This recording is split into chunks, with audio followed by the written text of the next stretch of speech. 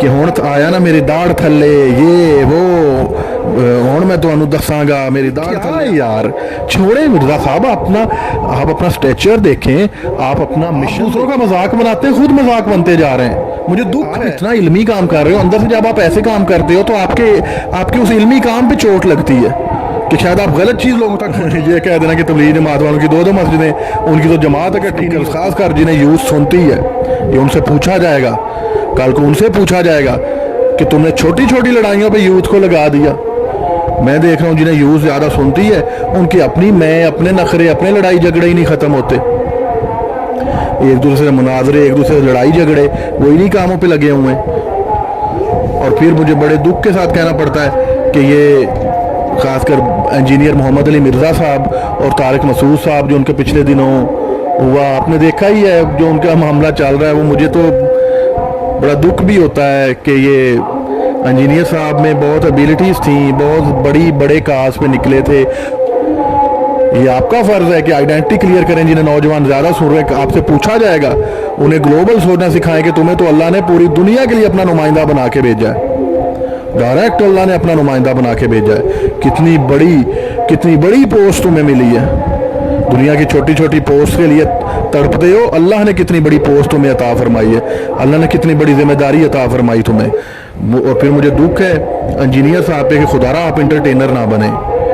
آپ سے اللہ نے بڑا کام لینا ہے تو مجھے بڑا دکھ ہوتا تھا جب میں دیکھتا تھا محمد علی مرزا پہلے وہ طارق مسعود صاحب گئے اس وقت نہیں ملے تو ان کے جو ہیں وہ چاہنے والے ان کا دل ٹوٹا ہم بھی ان کے چاہنے والوں میں سے ہیں ٹھیک ہے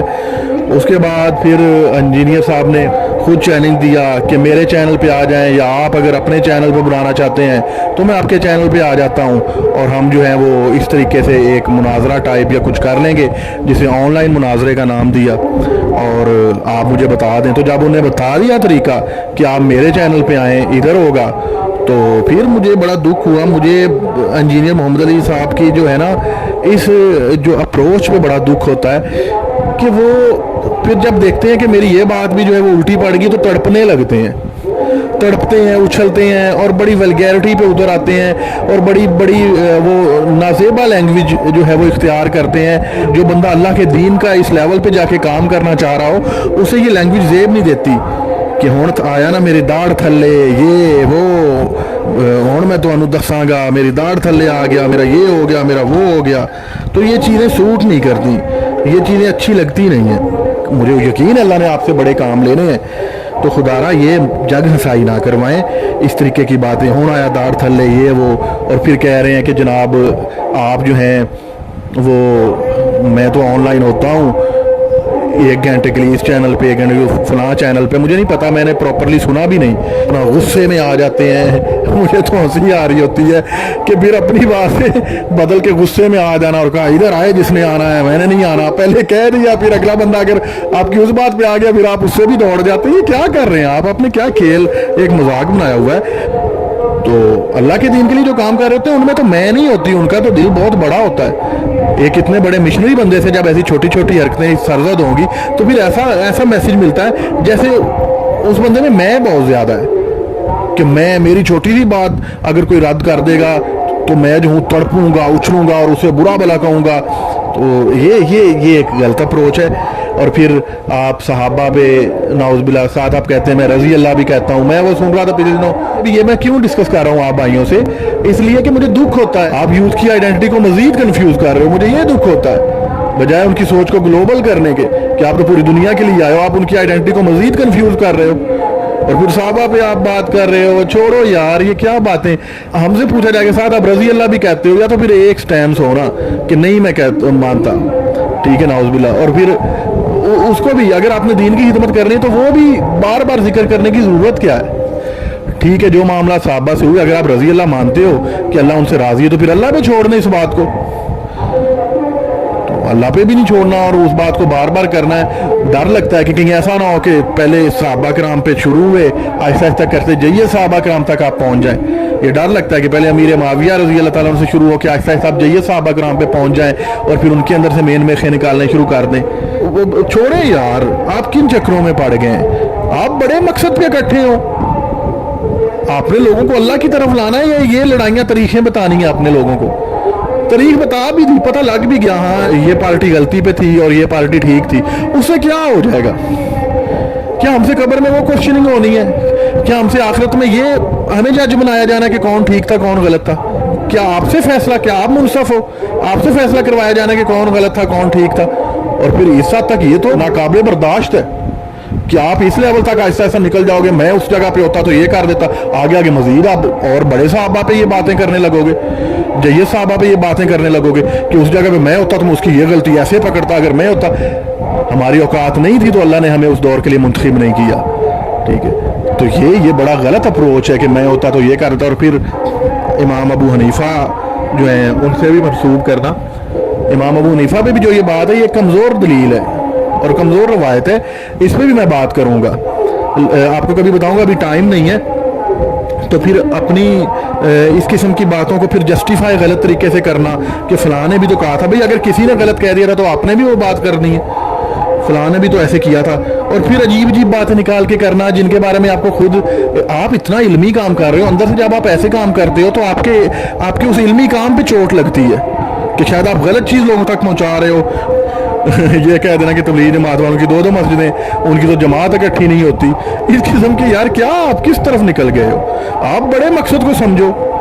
क्या कर रहे हो आप? नौजवान की आइडेंटिटी को मजीद कंफ्यूज क्यों कर रहे हो आप? मैं पिछले दिनों देख रहा था, एक बंदे ने क्वेश्चन किया कि अगर जो है नौजवान उनको पाकिस्तान में जॉब नहीं मिलती और वो बाहर जाके जॉब करना चाहते हैं, रिज़्क़ हलाल कमाते हैं, तो उसमें क्या मौक़िफ़ है? तो आप अपना मौक़िफ़ दें। आप हर चीज़ पे पहले आके रगड़ा लगाते हैं और उछलते कूदते हैं और कहीं बात कहीं से शुरू करते हैं कहीं पे पहुंचते हैं। ये भी एक ख़ास किस्म का पर्सनैलिटी डिसऑर्डर होता है। अल्लाह करे आपको ये ना हो कि पहले किसी की इज्जत को गिराना और फिर खुद को सामने रखना कि ये देखें ये बुरे और मैं अच्छा, यानी मैं मशहूरी शोहरत बस। तो खुदारा इस चीज़ को छोड़ें। ये जो नफ्सियात है, ये जो वे ऑफ थिंकिंग है, ये आपको बहुत बड़े मकसद से दूर ले जाएगी। आप तो मेरे भाई हैं, इंजीनियर साहब आप मेरे भाई हैं, मुफ्ती तारिक मुसा साहब आप मेरे भाई हैं, हम सब एक दूसरे के भाई हैं। हमने मिलके बहुत बड़े काज के लिए इकट्ठा होना है, यूथ को इकट्ठा करना है, ना कि मजीद बखेर देना है। अगर इंटेलेक्चुअल लोग ही आपस में ऐसे छोटे छोटे फ्रूई मसाइल पे और छोटे छोटे लड़ाई झगड़ों में उलझ जाएंगे और अपने टैलेंट को ज़ाया करेंगे, तो फिर नौजवान जनरेशन को एक ख़ास मकसद पे, एक मिशन पे इकट्ठा कौन करेगा? कौन उनकी आइडेंटिटी को क्लियर करेगा? कौन उन्हें ग्लोबल सोचना फिर सिखाएगा? आपके पास इतने ज़्यादा फॉलोअर्स हैं, आप उन्हें ग्लोबल सोचना सिखाएं। खुदारा उनकी आइडेंटिटी को क्लियर करें, उनके मिशन को उन पे वाजे करें कि तुम्हें दुनिया में भेजा क्यों गया है। तो आप जोड़ सकते हैं, आप सब नौजवानों को आप खुद इकट्ठे हों ताकि आपकी ऑडियंस इकट्ठी हो और जुड़ के बड़ा काम कर जाएं, उस निज़ाम की कोशिश। तो आपसे पूछा जाएगा, आपको बहुत यूज सुनती है, अगर आपने मिर्ज़ा साहब आपने और मुफ्ती तारिक मसूद साहब आपने अगर इकट्ठा नहीं होना और इस कौम को इकट्ठा नहीं करना और यही छोटे छोटे मसलों पे लड़ता रहना है, तो फिर तो बड़ा मसला ख़राब हो जाएगा। फिर आपसे पूछा जाएगा कि बड़े मकसद पे क्यों नहीं इकट्ठा किया इन्हें। मैं वही देख रहा था, मुझे दुख होता है मिर्ज़ा साहब की जब बात उल्टी पड़ती है, गुस्से में आ जाते हैं, उछलने कूदने लगते हैं। ये क्या है यार? छोड़े मिर्ज़ा साहब, आप अपना स्टेचर देखें, आप अपना मिशन देखें, आप अपना जो है वो इल्मी लेवल देखें। आप इल्मी काम करने वाले बंदे हैं, आप बड़े काबिल बंदे हैं। मुझे दुख होता है ये बंदा बड़ा काबिल है, खुद को क्यों उलझा रहे हैं ऐसे मामलों में और क्यों मजाक मार रहे हैं? खुदारा क्यों मजाक मार रहे हैं? आप दूसरों का मजाक बनाते हैं, खुद मजाक बनते जा रहे हैं। मुझे दुख है। अल्लाह ने आपसे बड़ा काम लेना है और मुझे साहब अल्लाह ने आपसे भी बड़ा काम लेना है। आप इकट्ठे हों और ऐसे जितने भी स्पीकर हैं वो इकट्ठे हों बड़े मकसद के लिए।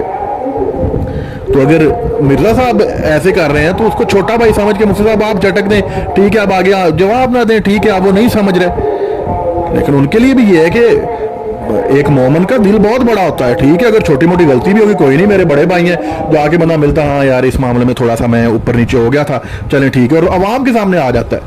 मुझे तो खुशी होती है कि आप अगर एक मोमन, उसका दिल तो बहुत बड़ा होता है, आवाम के सामने हाँ इस मामले में थोड़ा सा ऐसे हो गया था, चलें मैं ये मामला ख़त्म करता हूँ। और खुदारा अपनी मैं और ये शोहरत इस फंदे से निकलें। ये फंदा मरवा देता है कि मैंने जो कह दिया ना, उस पर किसी ने अगर जो मैंने कह दिया ना, अगर वो किसी ने बात रात की है तो बस ऐसी की तैसी, اور میں یہ کر دوں گا اور وہ کر دوں گا اور یہ ہو جائے گا اور وہ ہو جائے گا، خدارا یہ اب ہمیں سوٹ نہیں کرتا۔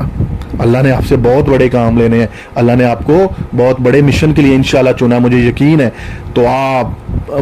مفتی طارق مسعود صاحب، انجینئر محمد علی مرزا صاحب اور ایسے بڑے بڑے سپیکرز جتنے بھی ہیں، بہت سے ہیں، اب میں کتنے نام لوں، تو آپ اکٹھے ہو ایک بڑے مشن کے لیے۔ تو وہ مشن کیا ہے؟ ایسی یوتھ کو تیار کرنا کہ وہ یوتھ جو ہے آگے چل کے اللہ کے دین کا نظام جو ہے وہ نافذ کرنے کے قابل ہو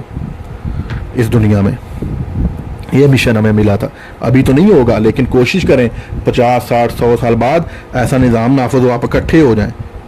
اور اس نظام کی کوشش ایک اور میرے بھائی بہت اچھی کوشش کر رہے ہیں، ساحل الدین صاحب،